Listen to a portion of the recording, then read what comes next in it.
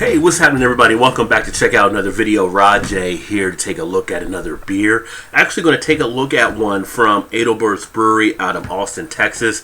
If you've seen one of my previous videos when I've looked at Adelbert's beers, they had actually sent me a shipment back in December to check out some of their beers for some reviews, and I said sure, I'd be more than happy to take a look at some of your beers and give you an honest response to them. So they sent me a good amount, 6 big bottles actually. So tonight I'm taking a look at the one called Black Rhino, and this is their Black Session Ale. And then I'll get a little closer as you can see it. So some pretty neat label work they actually do on their beers. And thank you again, Sarah, for sending this up. And what I like about their bottles are the details. You can see there you serve between 45 to 55 degrees, what kind of glass you may want to use, a little bit about the ale, a little bit about the story, the batch number, and also it gives you the bottle on date. So the man on the front of the bottle, if you didn't see the previous videos, this is actually in honor of who they call Del, who is George Adelbert Hovey. He was the founder of the brewery, and the stories they put on here are all based off of stories he would actually tell from some of his travels around the world. So this one looks to be a pretty cool one. I'm always a fan of some of the black ales, and if I didn't mention, they're out of Austin, Texas. So I'm going to go ahead and get this baby open here, and this is batch number 21, bottled in December of 2016. So pretty fresh there from what I'm seeing. And while I'm doing this, give you a little feedback. 2013 Craft Beer Awards Gold Medal winner, Bronze Medal Belgian Strong Dark Ale from Best of Craft Beer Awards. The ale, Black Rhino, is an earthy ale with hints of coffee and cocoa that pours as dark as the name we gave it. Don't let the name fool you. This dark ale is surprisingly smooth and easy drinking. It pairs well with salty appetizers, bold musky cheeses, and wild game dishes. And then the story background. Del loved photography, and this time in Kenya provided many opportunities for his passion. He would seek out and photograph amazing things on his adventures. We named this black ale in honor of the rare black rhino that Del would hunt during photo safaris in Kenya. This rare ale, like the Black Rhino, is truly a beautiful sight to behold. So there's the story behind the beer, and the glass I'm using is a tulip design type glass, so it should be in good shape there. Let's get it open and get it into it.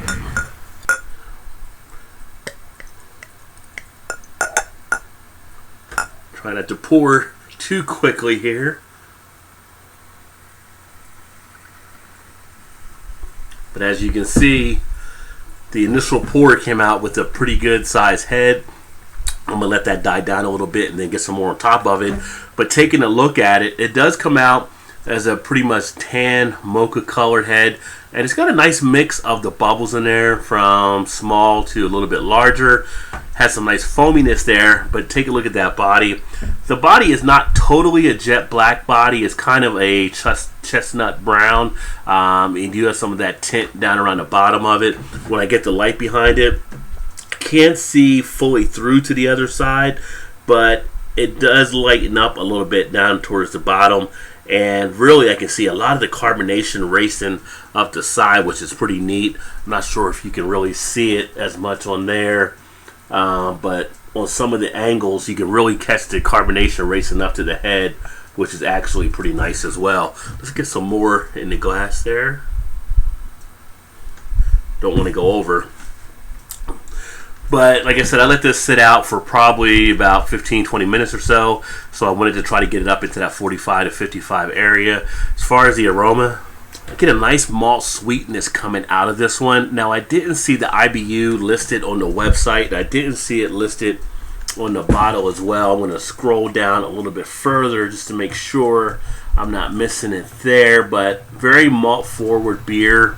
It's got a nice notes. You're getting a little bit of what I would consider to be like a dark fruit type action.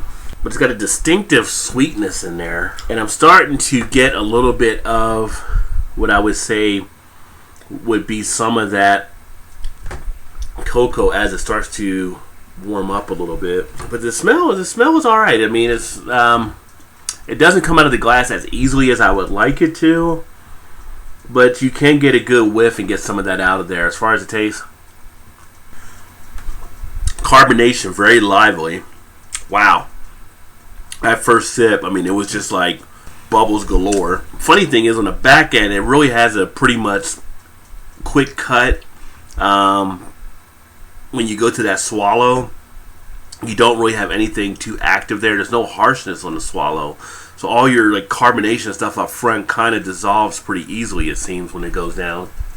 Big bite of bitterness on the initial taste on the front of that tongue. But again, on the back end, a nice break, kind of a refreshing type quality with it. No harshness. The texture on it is actually somewhat dry. No thinness or anything like that in there. The feel, like I said, no harshness going down.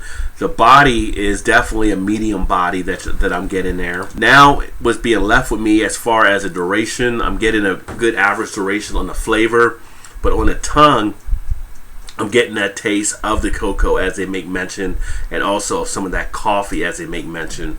So with this one, I'm hoping as it warms a little bit more, that'll actually bring out more of that flavor, but it is definitely heading that way. Not getting much of the cheek action going as of yet, but it's got a nice effervescence with it too in the mouth that when you swallow afterwards, it's kind of just like a refreshing tone that's left. And then you have those flavors that start to pick up from like the cocoa and the coffee, as I mentioned. Wonderful mouthfeel on it. I wonder if it would pair good with a cigar. I'm kind of thinking it probably would do well with a cigar as well. But at 5.6%, would you want to session that for a long period of time? I don't know. I mean, you could. I know most of your sessions are usually down around the 4, though we push it here up into the 5.5 area. So 5.6 is right there. But I guess you kind of could, because I mean, it is a crisp, refreshing break on it that at the end is kind of like a nice little thing. Pop it in there, have it with lunch or whatever during the course of the day or whatever you're doing, some other things, and it's not going to really weigh you down. There's no weight to really do that. I mean, it's a medium body, but you don't feel heavy after really enjoying this one. Yeah, not a bad tasting one for sure. I think if you like to have some of those coffee type flavors, some of that cocoa type flavor, this will be one that you might want to check out if you're around the Austin area. Does it knock me back? Not fully, but it's something I could definitely sit there and enjoy. And if I was out somewhere and this was on tap, I could sit there at the bar and enjoy this very easily. I could pick it up in the store and I would drink it again for sure. It's a nice quality product. And it's a little bit different because of it being in that session black ale. You don't see a lot of that. Most of your ales are like some of the session IPAs or the amber type beers, but all in all, it's pretty decent. So yeah, me being a fan that actually likes coffee and beer goes together nice, and it is bottle conditioned. They make mention on here as well. So when I get down to the bottom, there may be some different things happening there, but I'm not seeing anything as of yet. But yeah, brewed and bottled in Austin, Texas. So a lot of good things, as I mentioned on the other video, coming out down there. If you get a chance, take a look at it again. This is the Black Rhino from Adelbert's Brewery. And again, thank you, Sarah. Thank you, Adelbert's. I look forward to trying the other ones. They actually specialize in doing a lot of handcrafted Belgian-style ales, which, for those of you that watch enough of my videos, I think you probably know that Belgian is my favorite style of beer, followed by stouts and IPAs. So I'm going to have fun going through the rest of these. Finally have some time, so over the next few days, hopefully I'll get these all knocked out.